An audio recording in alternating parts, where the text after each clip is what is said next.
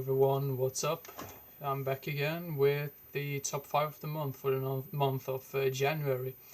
And these top 5 movies in this list are movies that, I mean, it could go either way, to be honest, because all of these movies I can really recommend. So it's really hard to compare them with each other and which is the better one and which I had the most fun watching. So it depends on what mood you're in to make these lists sort of ways. But anyway, all of these movies I can really recommend in this list. So before I bore you to tears, let's begin right away with the top 5 of the month. First of all, we have Carnival of Souls.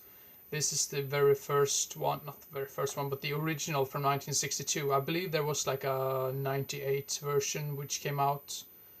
I'm not sure if Wes Craven had something to do with it, and maybe he was just a producer or something presenting the movie, or I have no idea. But this one this has such a nice atmosphere to it, and it's a great mystery type of deal. I would say it's more of a maybe not thriller, but I would say it's a great atmospheric movie. I would say this is probably one of the most atmospheric movies that I've seen in a long time. And even though it just runs for about 1 hour and 18 minutes, at least according to this DVD, it is so. I mean, the acting is really great as well, and the lead actress does a really great job. I later found out that she didn't really do that many movies after this. I think she was only in maybe 4 or 5 movies in her entire career, which is really a shame, to be honest, in my opinion. So yeah, but Carnival of Souls, this is a great film. If you haven't seen this one, check it out right away. Great black and white film. To be honest, there was also like a colored version on this, but I prefer to watch these type of older films in black and white because I think it creates this eerie, creepy type of deal when it comes to movies like this. Because if you would have watched this movie in color, it would take away from its atmosphere. And I mean, it was shot in black and white from the beginning, I believe. So yeah, Carnival of Souls at number 5. And at number 4 is a movie which I actually do have in my collection, but for some damn reason I can't seem to find it. I know I have it somewhere, but I don't know where. But and that movie is 12 Monkeys from 1995. I think everyone already knows about that, but yeah, I was a little bit ashamed of myself that I had not seen that movie before. But it's another one of those mindfuck movies with Bruce Willis in it. Another one. It seemed when I said that, it sounded like Bruce Willis is only in those type of movies. That was not what I meant. But yeah, I don't want to talk that much about that film because I think it's sort of considered a classic, and I think most people have already seen this film. So yeah, 12 Monkeys from 1995 at number 4. And at number 3 we have a movie which I think I really enjoyed this because the humor is so dark in it. And apparently this movie was like, I think it was released during the there was like some serial killer who have like committed crimes, and then I think this movie sort of suffered in the box office just because of it. But at number 3 we have Serial Mom. This is directed by John Waters, and to be honest, I think I've only seen one other film of his, and that was Pecker, and I really enjoyed that movie as well. I've not seen Pink Flamingos yet. I've heard that's supposed to be really crazy and really disgusting and really disturbing and all of that. But yeah, that's another film I have in my collection which I really need to check out as soon as possible. But this one is really great. I think the acting in this is really great as well. And what's her name? Kathleen Turner does a great job in this, who plays this mom. If she feels like your ordinary like American mom, like taking care of the house, doing the dishes and all of that, but yeah, it turns out to be that she's actually a serial killer. So yeah, that's not really a spoiler or anything because you basically know from the get-go who the real killer is. So yeah, but Serial Mom, great movie. This is, if you like dark humor just like me, this is a movie that you really need to watch. So yeah, Serial Mom. And I believe this might be what's his name? Lillard. Matthew Lillard, is that his name? Lillard. Anyway, he was also in Scream, but I think this might have been his very first role. So yeah, Serial Mom at number 3.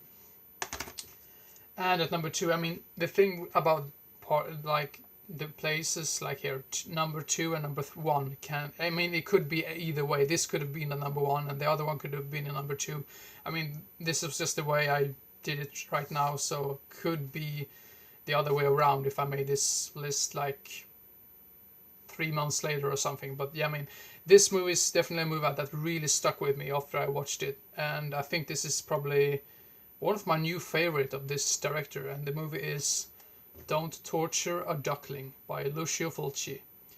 I don't think I've been ever like really disappointed at any of his films. I think I did not care that much for New York Ripper, but I need to rewatch that again, I guess, because I think if I remember correctly, I was quite tired that day, and sometimes you really need to watch different type of movies in your daily mood, or like in your. I mean, if you watch a movie and you're really pissed off at something,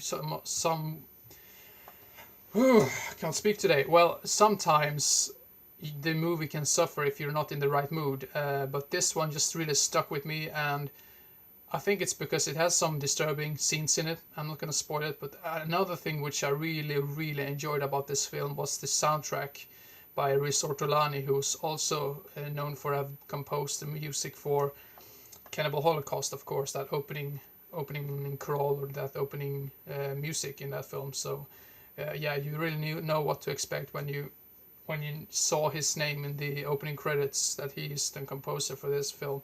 But yeah, I don't want to spoil that much about this, because this is sort of like a giallo mystery type of deal. So yeah, if you're a fan of Lucio Fulci, just like me, check this one out. I think this is probably one of his best movies. Well, at least according to me. So yeah, Don't Torture a Duckling. And at number 1, I mean, I could have picked Don't Torture a Duckling at number 1. I mean, it was like 50-50. It was really hard to just pick one, so maybe I would have done so completely else at another point of time or whatever. But yeah, this is at number 1 for this month, and the movie is The Hidden, the first one. This is the sequel. I have not seen the sequel yet, but the first one. This movie I really, really enjoyed. It had some comedic elements to it, but the comedic elements didn't take over the whole film, and that was another reason why I really enjoyed this film, because sometimes a movie can be really good and really well made, but the comedy just kills it. I think that was probably the part why I did not like Idle Hands as much as I thought I would do. But yeah, The Hidden is a great film, and it sort of reminded me of Dead Heat in a way, because that's another like body cop type of film, and this is also a body cop film in a way. Don't want to spoil anything about it, but it felt like a more serious Dead Heat, if that makes any sense. I know that sounds really weird, but yeah, The Hidden, definitely a movie that more people should see, and I think it is very, very underrated. So yeah, The Hidden at number 1. Thank you very much for watching, and I hope you enjoyed and didn't get bored. Just before I end this video, I just need to say that I'm thinking about making a top 10 list. And it's like a director type of top list. So yeah, I'm not gonna spoil anything else. I think you probably have already figured it out by now, but maybe some of you do. But yeah, so that's probably going to be the next video. I have continued with my collection overview videos, but the camera, for some reason, it just doesn't want to cooperate with me for some reason. So yeah, we'll have to keep our fingers crossed, so that the camera works properly the next time I try to film another part of my collection overview. So yeah, that was everything I wanted to say. So yeah, see you next time. Bye bye.